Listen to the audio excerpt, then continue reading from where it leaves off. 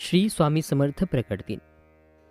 उधळा गुलाल, वाजवारे नगारे, त्रैलोक्याचे स्वामी आज धरतीवर आले. अनुसूयेचा तूच दत्त, सुमतीचा तूच श्रीपाद, अंबा भवानीचा तूच नरहरी, आम्हा कैवाऱ्यांचा तूच स्वामी. अशक्य हे सारे करीतो शक्य, एका क्षणात.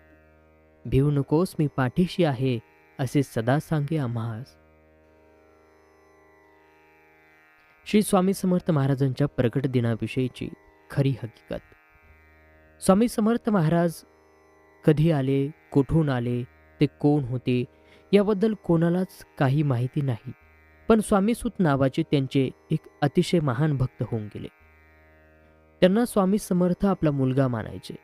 त्यांच्या अनुभवावरून आपल्याला समजेलच की स्वामी कसे प्रकटले. तर स्वामींच्या प्रकटण्याची हकीकत आता चला आपण पाहूया. शेकडो वर्षापूर्वी एक पंजाब प्रांतात हस्तिनापूरपासून 12 कोस म्हणजे जवळपास 24 किलोमीटर अंतरावर छेलीखेडा नावाचं एक गाव होता. त्या ठिकाणी विजयसिंह नावाचा एक मुलगा आपल्या भाऊ आणि भावजेबरोबर राहायचा. तो मुलगा कोणाही बरोबर मिसळायचा नाही. तर तेथून थोडेशा अंतरावर असणाऱ्या साधारण पडक्या अशा जागेत एक खूप मोठा वटवृक्ष होता. त्यात एक छोटीशी दिवळी होती आणि त्यात एक छोटी गणपतीची मूर्ती होती. तर तो विजयसिंह खूप खिशात गोट्या भरून तिथे जायचा आणि त्या गणपतीबरोबर खेळायचा. पण तो मुलगा गणपतीला आपला मित्र मानून त्याचाही डाव स्वतःवरच घेऊन असं खेळायचा. असंच एक दिवस जात होते आणि त्या परमात्म्याला आपला आविष्कार दाखवण्याची गरज वाटू लागली. त्याने विजयसिंहाला कारण बनवून आपला आविष्कार दाखवला. तर तो दिवस होता चैत्र शुद्ध द्वितीया आणि विजयसिंह रोजच्या आपल्या पद्धतीने याही दिवशी तिथे गणपतीबरोबर खेळायला गेला. पण आज अचानक त्याच्या मनात आले की रोज आपणच खेळतोय आणि आज याने पण खेळायचे.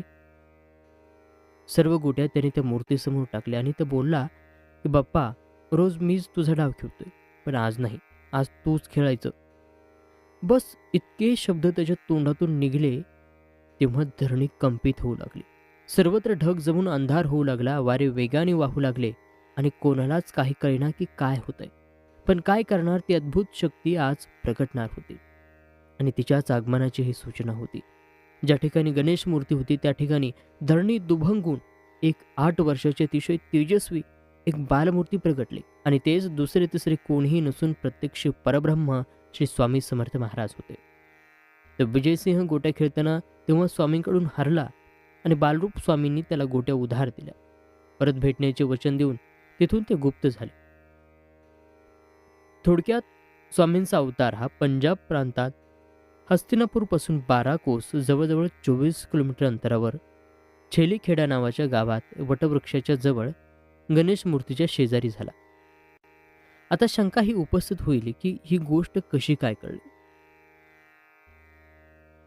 पण या गोष्टीचा उलगडा असा झाला, कोकणातील हरिभाऊ म्हणजे स्वामीसूत हे अक्कलकोटला आले होते आपल्या ऐहिक इच्छापूर्तीसाठी. तेव्हा तेथे काही दिवस ते वास्तव्याला होते आणि एक दिवस स्वामींनी त्यांना जवळ बोलावले, मांडीवर घेतल्याने सांगितले की आजपासून तू माझा सूत झालास.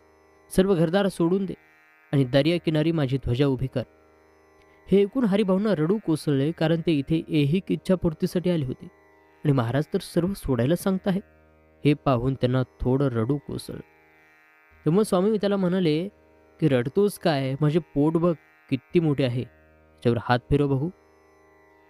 आणि ज्यावेळी हरिभाऊंनी तसे केले त्यांना ध्यान लागले आणि त्यामध्ये त्यांना आपले सगळे जन्म आठवू लागले आणि त्यातील त्यांना एक आपलाच जन्म आठवला, विजयसिंह. म्हणजे दुसरं तिसरं कोणी नाही तर तो स्वतः स्वामीसुतांचाच पूर्व अवतार होता. आणि त्यानंतर सर्व गोष्टीचा उलगडा झाला. या गोष्टीला स्वतः स्वामींनी मान्यता दिली आहे. ती पुढील प्रमाणे म्हणतात की स्वामी प्रगट दिनाचा उत्सव स्वामीसूत महाराजांनी सुरू केला. ज्यावेळी स्वामीसूत महाराज हा उत्सव अक्कलकोटमध्ये करत होते तेव्हा भुजंगासारख्या भक्तांनी स्वामींना प्रश्न विचारला, स्वामीसूत हे काय करत आहेत. तेव्हा स्वामींचे उत्तर असे होते, माझा बाळ, मी सदैव ज्या दिवशी प्रकट झालो त्या प्रगटलेल्या दिवसाचा उत्सव साजरा करत आहे. नाना रेखे नावाच्या अहमदनगरचे स्वामी भक्त होते. ते स्वामीसूतांच्या सांगण्यावरून अक्कलकोटला आले होते. तर ते पिंगळा ज्योतिष विद्येत पारंगत होते. स्वामींनी त्यांना आज्ञा केली की ही माझी कुंडली बनव. तेव्हा त्यांना खूप आनंद झाला आणि त्यांनी लगेचच कुंडली बनवण्याचं काम सुरू केलं आणि काही दिवसातच कुंडली बनली. तेथील स्वामी प्रगट होण्याचा मजकूर हा तुम्हाला सांगितला त्याप्रमाणेच होता. तर ते ती कुंडली घेऊन स्वामींपाशी आले तेव्हा तेथे भजनाचा कार्यक्रम सुरू होता. तेव्हा स्वामींनी ती कुंडली भक्तांना सांगून माळ्यावर टाकायला सांगितली आणि ज्यावेळी कार्यक्रम संपला आणि परत स्वामींनी कुंडली आणण्याची आज्ञा केली, तेव्हा त्या कुंडलीवर हळद, कुंकू, अक्षता, तुळस, फुले वगैरे वाहून सर्व देवतांनी त्या कुंडलीची पूजा केली होती. आणि आजही स्वामींची ही कुंडली स्वामींच्या अहमदनगरच्या मठामध्ये आहे. तर श्रोतेहो, आशा आहे तुम्हाला स्वामी समर्थ महाराजांच्या प्रकट लीलेची ही कथा आवडली असेल. व्हिडिओ लाईक करा, शेअर करा आणि चॅनलवर नवीन असाल तर सबस्क्राईब करायला विसरू नका. असेच माहितीपूर्ण व्हिडिओज तुम्हाला या चॅनलवरती पाहायला मिळत असतात. तेव्हा पुन्हा भेटूया नवीन व्हिडिओ नवीन माहितीसह. तोपर्यंत नमस्कार. श्री स्वामी समर्थ.